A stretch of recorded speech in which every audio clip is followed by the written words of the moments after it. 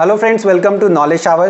CLAT 2024 entrance examination की इस series में आपका स्वागत है। और इस वीडियो में हम बात करने वाले हैं क्लैट पीजी एंट्रेंस एग्जामिनेशन के प्रीवियस ईयर क्वेश्चंस के बारे में, और इस प्रीवियस ईयर क्वेश्चंस को हम एनालाइज करेंगे। देखिए, किसी भी एग्ज़ाम की अगर आप तैयारी कर रहे हैं तो उसके लिए दो चीज़ें बड़ी इंपॉर्टेंट होती हैं। सबसे पहले आपको सिलेबस जानना होता है, और सिलेबस के साथ साथ आपको ये जानना होता है कि PYQ that is previous year questions कैसे हैं, ट्रेंड क्या है, कैसे क्वेश्चंस पूछे जा रहे हैं और कहाँ से पूछे जा रहे हैं। सो वो सारी चीज़ें हम डिस्कस करने वाले हैं, और मैं आपको 2023 का पेपर भी दिखाऊंगा कि पेपर में क्वेश्चन किस हिसाब से पूछे जा रहे हैं। सो हाय, आई एम शिवम पांडे, और इस वीडियो में हम बात करने वाले हैं 2023 क्लैट पीजी एंट्रेंस एग्जामिनेशन के बारे में, और उसका पूरा एनालिसिस हम करने वाले हैं। PYQ का कहाँ से क्या पूछा गया सब कुछ मैं आपको बताऊँगा। ये मेरी एजुकेशनल क्वालिफ़िकेशन है। मैंने BSc की है, LLB किया है, LLM किया है फ्रॉम दिल्ली यूनिवर्सिटी। इसके साथ साथ UGC net with JRF in law मैं क्वालिफाइड हूँ, और मैंने कई सारे prominent law entrance examination crack किए हैं, जिसमें से DU LLB, DU LLM, BHU LLM, ILET LLM, ILI LLM, CLAT PG and Allahabad university LLM शामिल है। इसके साथ साथ UGC नेट मैंने 2 बार क्वालिफाई किया है, जिसमें से 1 बार मैंने JRF के लिए भी क्वालिफाई किया है।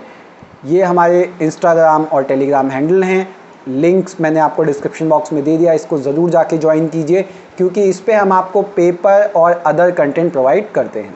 अब बात करते हैं कि क्लैट PG ज़रूरी क्यों है। एक बार मैं आपको फिर से बता देता हूँ। क्लैट PG के थ्रू आपको LLM में एडमिशन तो मिलता ही मिलता है। जो नेशनल लॉ यूनिवर्सिटीज़ हैं एक्सेप्ट दिल्ली NLU, आपको LLM में एडमिशन देते हैं, बाकी सभी NLUs।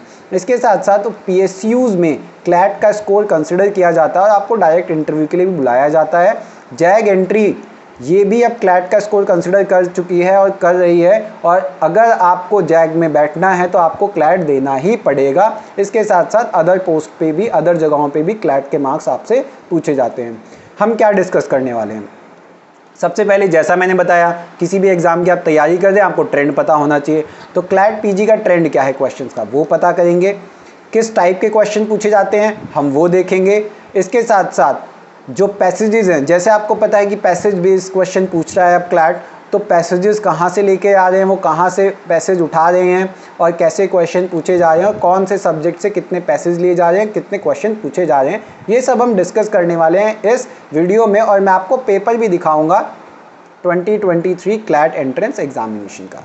ठीक है, चलिए अब शुरू करते हैं। सबसे पहले पैटर्न की बात करते हैं। 120 क्वेश्चन होंगे, जैसा मैंने आपको बताया था। अभी 120 क्वेश्चन जो हैं ये 12 पैसेज में डिवाइडेड हैं।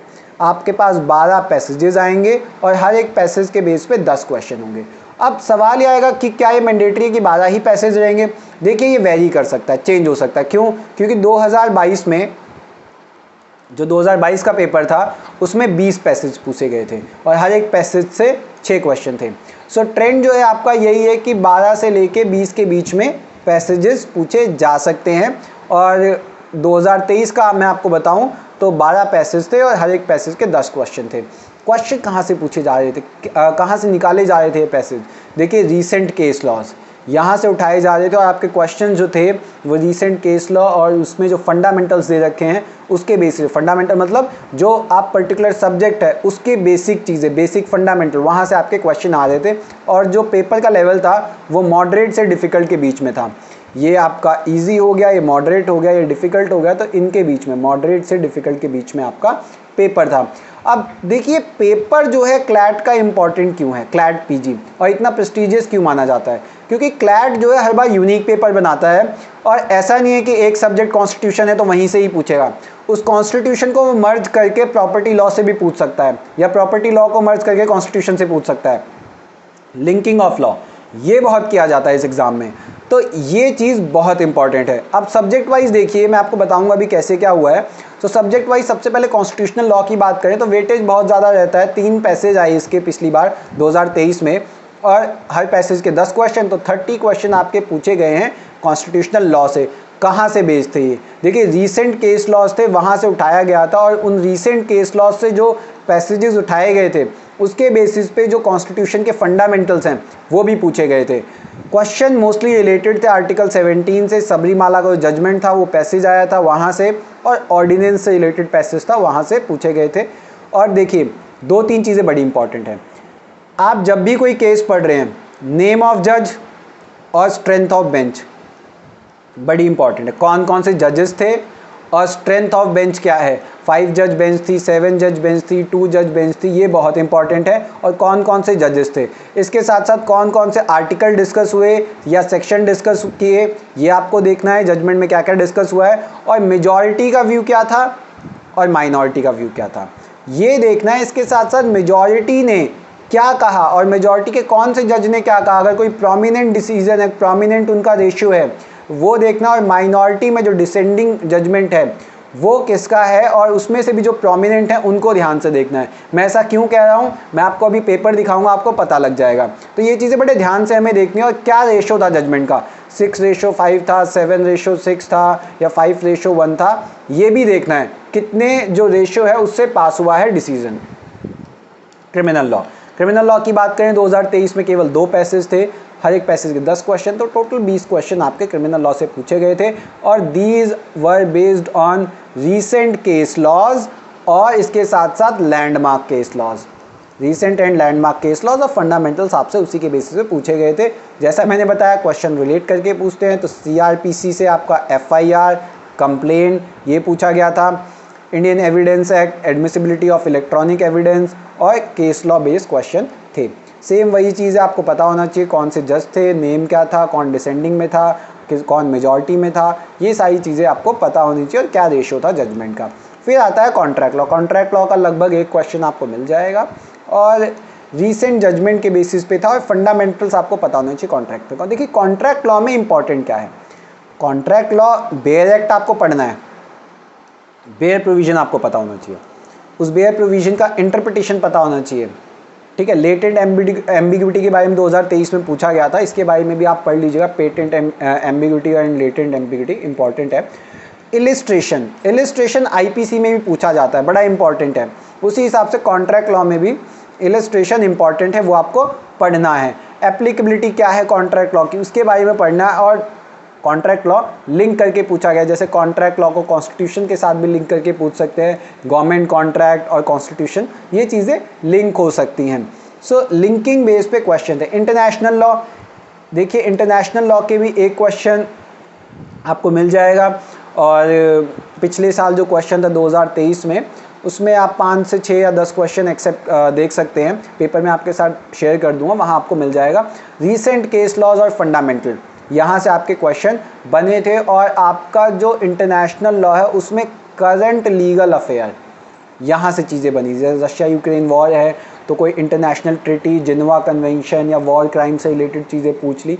सो ये आपको देखना है इंटरनेशनली चल क्या रहा है, और ये आपको न्यूज़पेपर से पता लगेगा। न्यूज़पेपर के साथ साथ जो हमारा यूट्यूब चैनल है, इस पर भी हम leading case laws, landmark case laws जो क्लैट के लिए इंपॉर्टेंट होने वाले हैं, वो हम डिस्कस करेंगे। आपको करना क्या है, सिर्फ इस चैनल को सब्सक्राइब करना और बेल आइकन दबा देना है। अब ये बात हो गई हमारे मेन लॉज की। अब अदर लॉज जो हैं उसमें देखिए लैंड लॉ से क्वेश्चन थे, टैक्स जो था उसको कॉन्स्टिट्यूशन से लिंक करके पूछा गया था, प्रॉपर्टी जो एक्ट था उसको भी कॉन्स्टिट्यूशन से लिंक करके पूछा गया था, इन्वायरमेंट को भी पूछा गया था, कंपनी लॉ के बारे में पूछा गया था, जिसमें से कंपनीज एक्ट, CSR और SEBI, CSR is very important, और सेबी से रिलेटेड क्वेश्चन थे। IPR में ट्रेडमार्क से रिलेटेड क्वेश्चन था, और लेबर लॉ में फैक्ट्रीज एक्ट पूछा गया था कॉन्स्टिट्यूशन के साथ लिंक करके। अब ये तो हो गए लॉज के बारे में, क्या क्वेश्चन पूछा गया था, क्या नहीं पूछा गया था, वो हो गया। अब हम एक बार पेपर देख लेते हैं, पेपर था कैसा 2023 का, और पेपर आता कैसे है।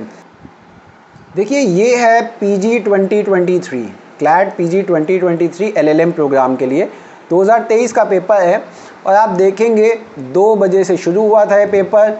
ये नॉलेज शावर के बारे में दे रखा है, हमारे LLM कोर्स के बारे में, और हम CLAT PG, CUET LLM, ILI LLM, Jamia LLM and other LLM entrance exam की तैयारी कराते हैं। हमारा व्हाट्सएप और टेलीग्राम लिंक ग्रुप का डिस्क्रिप्शन में लिंक मिल जाएगा। देखिए अब क्वेश्चन कैसे आते हैं, ये आपको पैसेज दे दिया, this is the long passage, और ये पैसेज कहाँ से उठाया गया है, landmark judgment, Indian Young Lawyers Association versus State of Kerala. जिसने इस जजमेंट को पढ़ा होगा उसको पता होगा ये सबरीमाला का जजमेंट है, सबरीमाला से रिलेटेड है, ठीक है। अब इस सबरीमाला से रिलेटेड जजमेंट में आप देखिए ये जो पैसेज है, अगर आपको ये लग रहा है कि इस पैसेज से क्वेश्चन पूछा जाएगा, हमें ढूंढना पड़ेगा, तो आप बहुत बड़ी गलतफहमी में। क्यों? क्योंकि ये आपको रेफरेंस के लिए दिया है कि यार ये क्वेश्चन जो हम नीचे दे रहे हैं ना, उनका रेफरेंस जो है हमने इस पैसेज से उठाया है। तो आपको पढ़ना कैसे है? आपको इस पैसेज को पढ़ना है, इस पैसेज से डिराइव करनी है चीज़ें, उसके इर्द गिर्द की चीज़ें आपको पढ़नी होती हैं। देखिए अब कैसे होगा ये। जैसे फॉर एग्जाम्पल आप इसका ओवरव्यू जब करेंगे, आपको पता लगेगा आर्टिकल 17 डिस्कस हुआ है इस पैसेज में, आर्टिकल 17 के साथ साथ आर्टिकल 15 क्लॉज 2 डिस्कस हुआ है, आर्टिकल 21 डिस्कस हुआ है। और क्योंकि ये सबरीमाला से रिलेटेड है, तो Sabarimala is equal to religion से रिलेटेड था 25 से लेकर 28 तक। ये चीज़ें डिस्कस हुई हैं। 14 भी एक हद तक डिस्कस हुआ है। ठीक है, अब देखिए वही क्वेश्चन आ गया। ये जो इंडियन यंग लॉयर एसोसिएशन का जो केस है सुप्रीम कोर्ट में, held that worshipping of lord Ayyappa, 4 option दे दिए, आपको आंसर देना है। ठीक है, उसके बाद अब देखिए आर्टिकल 25, जैसा मैंने बताया रिलीजन से रिलेटेड है। 25 पिक्चर में आ गया कि सुप्रीम कोर्ट जब डिटरमाइन करता है कि कोई भी प्रैक्टिस 25 में फॉल करती है नहीं करती, तो कौन से डॉक्ट्रिन का यूज़ करता है। 4 ऑप्शन है, आपको ये पता होना चाहिए, आपने पढ़ा भी होगा कॉन्स्टिट्यूशनल लॉ में। उसके बाद आर्टिकल 17 को अबॉलिश करने के लिए, अब देखिए आर्टिकल 17 है, अब इस आर्टिकल 17 के लिए कौन सा एक्ट जो है वो लेके आए थे इसको अबॉलिश करने के लिए, ये बड़ा इंपॉर्टेंट है। ठीक है, तो कौन सा लाए थे? Protection of civil rights act, सबसे पहले 1955 में आया था। ठीक है, फिर देखिए D.Y.. Chandrachud, justice D.Y.. Chandrachud ने किस चीज़ पे रिलायंस किया, वो चीज़ आई थी। आर्टिकल 17 के बारे में उन्होंने क्या कहा, वो चीज़ आई।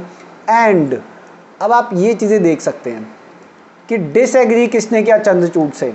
ठीक है, जस्टिस चंद्रचूड़ से डिसएग्री किसने किया? जैसा मैंने आपको बताया था, मेजॉरिटी माइनॉरिटी डिसेंडिंग, ये चीज़ें आपको देखनी है जजमेंट में। आपको करना कैसे है, प्रिपेयर कैसे करना है, देखिए डी.वाई. चंद्रचूड़ क्या कहा उन्होंने, नॉन डेरोगेबल, इसका मतलब क्या है? मतलब होता है can not be infringe under the any circumstances. तो क्वेश्चन आपसे इस फॉर्म में पूछे जाएंगे पैराग्राफ बेसिस पे। ठीक है, अब ये बड़ी इंपॉर्टेंट चीज़ है, ये जो केस था इन द केस वॉज ये क्या था? ये SLP थी, PIL था, रिट था, या क्या था ये? ठीक है, ये इंपॉर्टेंट क्वेश्चन। ठीक है, तो आपको क्या करना है, आपको ये भी देखना है, मतलब दिमाग पूरा खुला रखना है कि ये केस है क्या, मतलब एक केस के बारे में आपको सब कुछ पता होना चाहिए। तो तैयारी कैसे करनी है, क्लैट आपको बोल क्या रहा है, आप बीच में लिखिए केस, उस केस से रिलेटेड जितनी चीज़ें हैं उसको लिंकअप कीजिए। उसमें कोई आर्टिकल पूछा है तो उसके बारे में जानिए, उसके लैंडमार्क जजमेंट के बारे में जानिए। तो बेसिकली वो एक ब्लॉक चेन में आपसे चीज़ें पूछना चाह रहा है कि आपको उस पर्टिकुलर चीज़ की ओवरऑल नॉलेज होनी चाहिए। अब जैसे ये देखिए सेकंड पैराग्राफ जो है ऑर्डिनेंस के बेस पे पैराग्राफ है, और ये जो एक्सट्रैक्ट किया गया है ये किया गया है एक जजमेंट से, Krishna Kumar Singh versus State of Bihar, civil appeal है, ये 2017 में डिसाइड हुई थी। और ये जो सबरीमाला है ये 2019 में डिसाइड हुआ था। पेपर कब हुआ? 2023 में हुआ है। तो ये 2023 में 2019 का जजमेंट पूछा गया। क्यों? क्योंकि ये लैंडमार्क जजमेंट था। ठीक है, रीसेंट जजमेंट और लैंडमार्क जजमेंट आपको पढ़ने हैं पिछले 3 से 4 साल के। अब ये देखिए DC Wadhwa versus State of Bihar, आपको यहाँ पे क्वेश्चन दिख जाएगा। Article 213 ordinance making power of governor, उस पे दिख जाएगा। अब देखिए के सिंह 5 जज बेंच। ठीक है, तो ये बड़ा इंपॉर्टेंट है, कौन सा जज था और कितने जज बेंच थी। ठीक है, ये देखिए गवर्नर की ऑर्डिनेंस, जो an ordinance promulgation by the governor, 3 आपको ऑप्शन दे दिए, आपको ये चुनना है। ठीक है, सो ऐसे ही क्वेश्चन आपके पूछे गए हैं। देखिए जनरल क्लॉज एक्ट को लिंक करके क्वेश्चन पूछ लिया। ये मैं आपको पेपर दिखा रहा हूँ, ये पेपर मैं आपको भेज भी दूंगा टेलीग्राम चैनल पे, आप डिस्क्रिप्शन में जाके लिंक को ज्वाइन कर लीजिएगा। ठीक है, टेलीग्राम चैनल को। यहाँ पे देखिए ये एक लीडिंग केस लॉ है, यहाँ से ये पैराग्राफ उठाया गया है और उसके बेसिस पे क्वेश्चन पूछा गया है। आपको इस पैराग्राफ में आंसर नहीं मिलने वाले। आंसर कैसे देना है, देखिए आप डायरेक्टली क्वेश्चन अटेम्प्ट कीजिए, पैराग्राफ से सिर्फ रेफरेंस देखिए कि ये पैराग्राफ है किस बारे में, और अगर आपने पढ़ रखा होगा तो आप तुरंत के तुरंत इसको ऑप्ट कर देंगे, राइट आंसर आप टिक कर देंगे।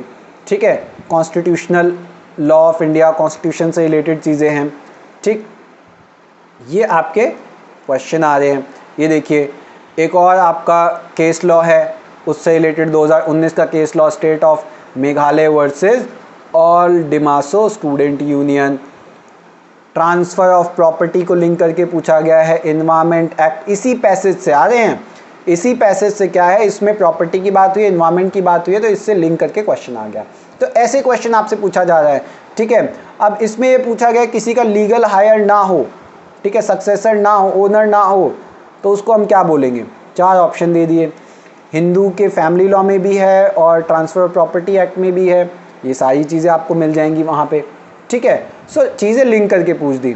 अब एक लॉकडाउन के टाइम का एक केस लॉ है, इम्पॉर्टेंट केस लॉ है, सेंट्रल गवर्नमेंट जो है उसमें पार्टी थी, और आप देख सकते हैं ये केस लॉ है गुजरात मजदूर सभा versus State of Gujarat, decide हुआ था 2020 में, और ये फैक्ट्रीज रिलेटेड एक्ट से रिलेटेड था। यहाँ पे आपको क्वेश्चन मिल जाएंगे और ये कॉन्स्टिट्यूशन से लिंक कर रखा है। तो ऐसे आपको लिंक करके क्वेश्चन पूछे जाएंगे। ठीक है, ये मैं पेपर इसलिए दिखा रहा हूँ ताकि आपको ओवरव्यू मिल जाए कि आपसे क्वेश्चन पूछे कैसे जाएंगे, और ये पूरा पेपर मैं आपको टेलीग्राम पे प्रोवाइड कर दूंगा, और आप उसको तसल्ली से देख लीजिए। आपको कोई भी डाउट होगा आप मुझसे पूछ सकते हैं, कोई इशू नहीं है। अब देखिए, ये FIR के ऊपर ललिता कुमारी versus State of Uttar Pradesh, बहुत ही इंपॉर्टेंट है, लैंडमार्क जजमेंट है, बहुत ही इंपॉर्टेंट जजमेंट है। 2014 का जजमेंट है, लेकिन क्योंकि लैंडमार्क है इसलिए पूछा गया है। तो ऐसे लैंडमार्क जजमेंट आपसे पूछ सकते हो और इसके बेसिस पे क्वेश्चन आपके बनाए जा सकते हैं। अब देखिए, जो क्लैट है वो क्या एक्सपेक्ट कर रहा है, वो भी आपसे ये एक्सपेक्ट कर रहा है कि आप इंपॉर्टेंट जजमेंट्स पढ़िए और उसके बेसिस पे हम क्वेश्चन पूछेंगे आपसे 2024 में, वही वो एक्सपेक्ट कर रहा है। अब देखिए, हमारी क्लासेस जो है, हम अपनी क्लासेस में भी यही सारी चीज़ें आपको बताएंगे और इसी पे फोकस करेंगे। जैसे सब्जेक्ट स्पेसिफिक लेक्चर सीरीज़ होगी और केस लॉ के बेसिस पे सारी चीज़ें आपको पढ़ाई जाएंगी। प्रीवियस ईयर क्वेश्चन आपसे डिस्कस किया जाएगा और इसके साथ साथ प्रीवियस ईयर क्वेश्चन पे हम आपको वीडियोस भी बनाएंगे। जैसे कॉन्स्टिट्यूशन है तो कॉन्स्टिट्यूशन हमने पढ़ाया आपको, कॉन्स्टिट्यूशन के बेस पे उस पर्टिकुलर टॉपिक के बेस पे जो क्वेश्चन है वो आपको दिए जाएंगे, ताकि आप टॉपिक के साथ साथ उसको पढ़ सकें, प्रिपेयर कर सकें और आपके डाउट्स क्लियर हो सके। डेली एक क्वेश्चन आपका हम बताएंगे और ये यूट्यूब पे हम डालेंगे। डाउट सेशन आपका रखा जाएगा और सैम्पल पेपर और मॉक टेस्ट सीरीज़ भी रन की जाएगी आपके लिए। आपको करना क्या है, सिर्फ हमारे यूट्यूब चैनल को सब्सक्राइब करना है और वीडियो को शेयर करना है, और टेलीग्राम चैनल ज्वाइन कर लेंगे तो आपको रेगुलर अपडेट मिलती रहेगी। सिर्फ इतना काम करना और सारी चीज़ें आपको मुफ्त में मिलने वाली हैं। So that's all for today. Thank you so much for watching the video. Please like and share our video. Thank you so much.